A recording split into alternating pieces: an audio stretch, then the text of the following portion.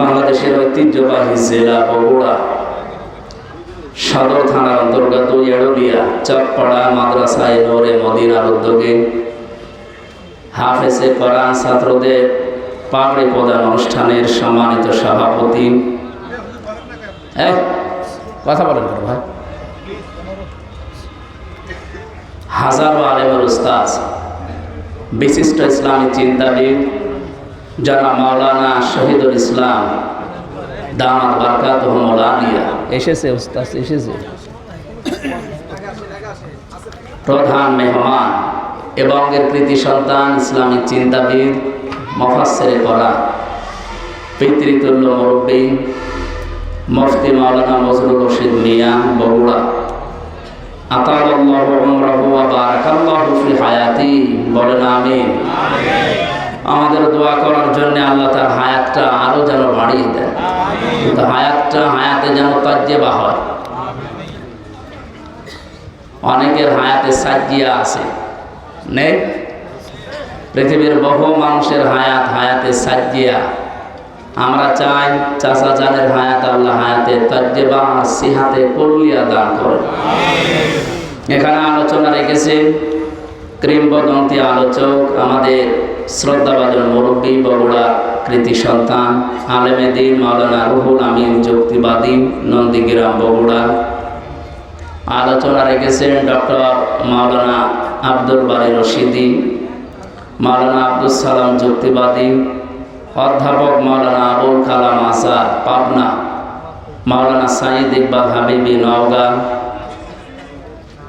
এখানে আলেমদের ভেতরে উপস্থিত হয়েছেন সেই দিনাজপুর থেকে, অনেক দূর এখান থেকে, ইসলামিক চিন্তাবিদ। এ বাংলাদেশে ঈদের নামাজ যত জায়গায় হয় সবচাইতে বড় ঈদগাহ ময়দান গৌড়ের শহীদ, নাম শুনেছেন? সেখানকার খতিব হাফেজ মাওলানা মাহফুজুর রহমান দিনাজপুরি দামাত বারকাতুহুল আলিয়া এসেছেন দিনাজপুর থেকে, মাওলানা হারুনুর রশিদ। আমি তো নাম অনেক আলেমের জানি না, বহু আলেম এসেছে আজকে। যার আহ্বানে এসেছি আপনাদের এ পাশের জেলা গাইবান্ধার সন্তান আপনাদের এলাকাতে আছেন। এ মাদ্রাসার সম্মানিত প্রতিষ্ঠাতা মাওলানা গোলাম রব্বানী যুক্তিবাদী।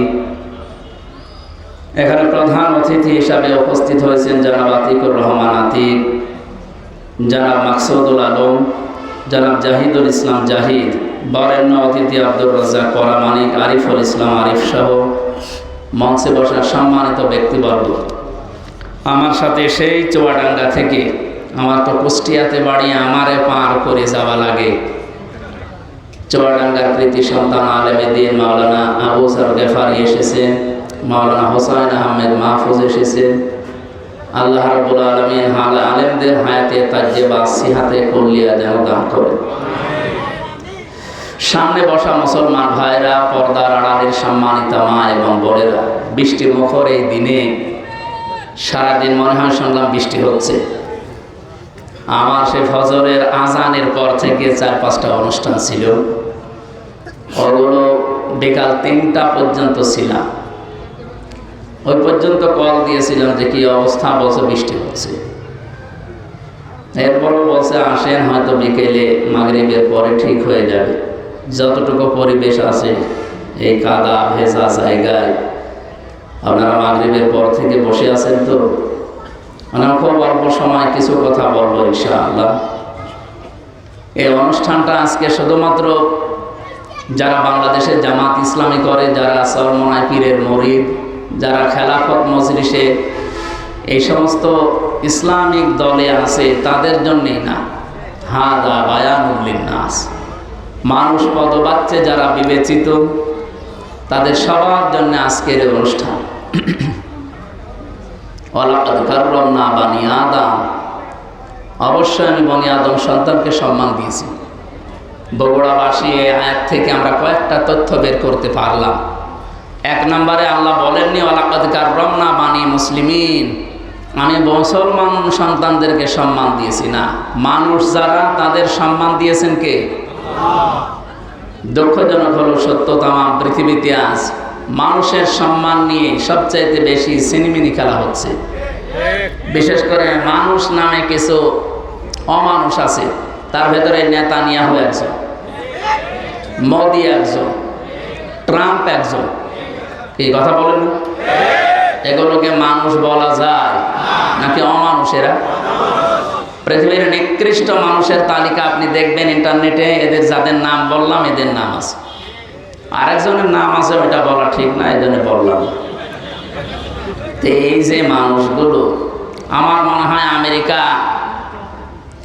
এই জাতে মাতাল হলো, ওরা যেহেতু তালে ঠিক আছে, এই কারণে ডোনাল্ড ট্রাম্প নামে এই লোকটাকে থামানো লাগবে। আপনারা প্রকাশ্যে মানবতা বিরোধী অপরাধ যারা করে, যেহেতু সারা দুনিয়ার মানুষকে সবক দিয়ে বেড়ান মানবতার, গণতন্ত্রের, যারা ফিলিস্তিনের অবস্থা কি করেছে তামাম দুনিয়া দেখেছে। সুতরাং আমেরিকার আমার মনে হয় এই মুহূর্তে উচিত এই পৃথিবীর নিকৃষ্ট জাতি এই ইহুদিদের পক্ষ না নিয়ে, তারা যেহেতু খ্রিস্টান, তাদের নবী হযরতে ঈসা আলাইহিস সালামকে এই ইহুদিরা তারা হত্যার দাবি করেছিল যে তাকে আমরা মেরে ফেলেছি। এমনকি তার মা হযরতে মরিয়ম আলাইহিস সালাম, তার চরিত্রের উপরে অপবাদ পর্যন্ত দিয়েছিল এই ইহুদিরা। তাই আপনারা নিজেদের জাতিকে, জাতির যারা কর্ণধার তাদেরকে যারা কলঙ্কিত করে তাদের পক্ষ অবলম্বন করবেন, এটা আপনার বিবেকে মেনে নেয়। এই জন্য বিবেক যদি কারো কাজে না লাগে, ও কিন্তু আর মানুষ থাকে না। উলাইকা কাল আনআম, আল্লাহ তাআলা বলেন ওগুলো জানোয়ার, বালহুম আদাল, তার চাইতে খারাপ। এই কি কথা বলেন?